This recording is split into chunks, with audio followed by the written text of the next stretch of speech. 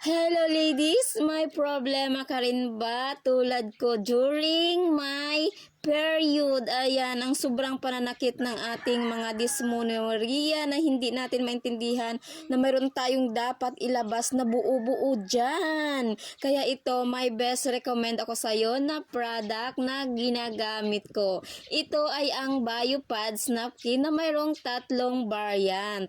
Ang pink na ito ay ginagamit ko during ako ay matulog dahil kapag sobrang malakas po ang ating period ay kaya po niya mag-absorb ng 700 ml of liquid. Napaka-super thin lang po niya, napaka-quick absorbent. Kaya naman pwede siya kahit sa araw.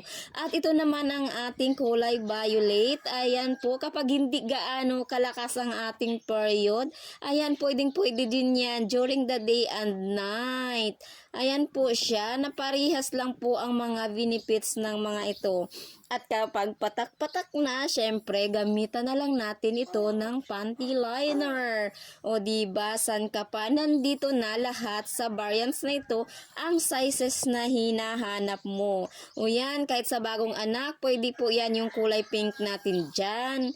Kaya ilalagay ko na lang po sa screen ang mga benefits nitong ating BioPads. Basahin nyo na lang amang po. So, kung may problema kang kagaya ko, mag-check ka na rin ito ng BioPads napkin.